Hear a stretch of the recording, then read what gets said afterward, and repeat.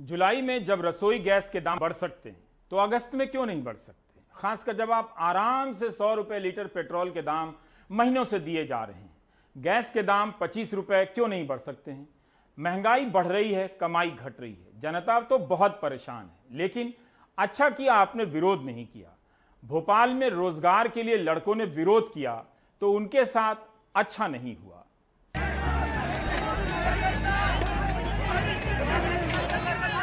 मध्य प्रदेश के अलग अलग हिस्सों से बेरोजगार युवा आए तो सरकारी नौकरी मांगने थे, लेकिन मिली सरकारी लाठियां।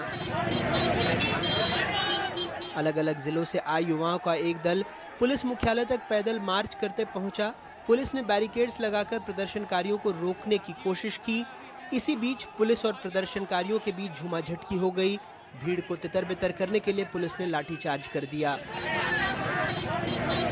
शांतिपूर्ण प्रदर्शन करने वाले बेरोजगार भाइयों के लिए सीएम शिवराज सिंह मामा ने मिलिट्री लगा दी और पुलिस के द्वारा इस प्रकार से बर्बरता व्यवहार किया गया कि किसी ने उसका सोचा नहीं था। सर, एक रोजगार मांगना बच्चे के हक के लिए आज गुनाह हो गया है। मैं बोल नहीं सकता हूँ ज़्यादा, लेकिन सब बातों में ये कहूँगा कि हम बहुत ही तकलीफ में हैं दोस्तों, आप सबका साथ चाहिए। इन्होंने लाठी मारा यहाँ पे और आपको भी लाठी मारी इन लोगों ने। अभी मैं बोलने की स्थिति में नहीं हूँ, मुझे चक्कर जैसा आ रहा है। भोपाल में ही लगभग 3 सालों से चयनित होने के बाद भी नियुक्ति की राह देख रहे चयनित शिक्षक मुख्यमंत्री शिवराज सिंह चौहान को राखी बांधने पहुंचे।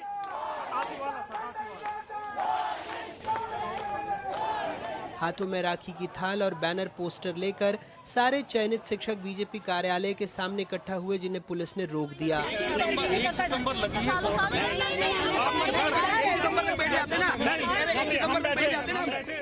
7 सालों के लंबे इंतजार के बाद 2018 में शिक्षकों की भर्ती प्रक्रिया शुरू हुई।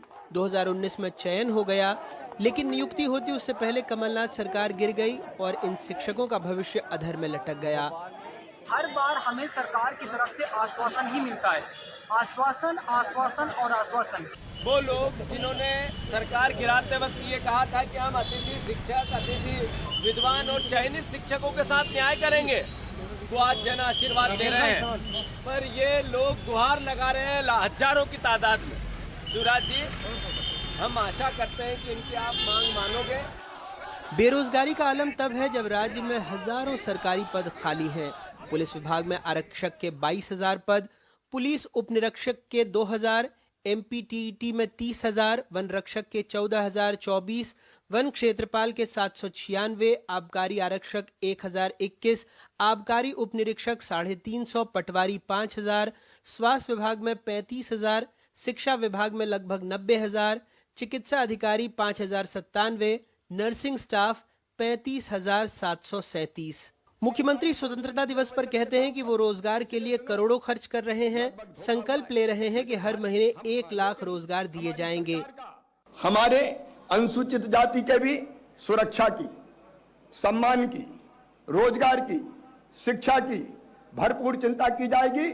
17,900 करोड़ के आसपास इसके लिए हमने राशि का प्रावधान इस बजट में किया है। लेकिन तस्वीरें बदहाली की हैं, मजबूरी की हैं। कुछ दिनों पहले बैतूल में ये चयनित शिक्षक शिक्षा मंत्री के पैरों में गिर गईं कि नौकरी दे दो। मंत्री जी कांग्रेस और ओबीसी आरक्षण की आड़ में खड़े हो गए। इसके लिए उनको जरा कमलनाथ और दिग्विजय सिंह से पूछना पड़ेगा।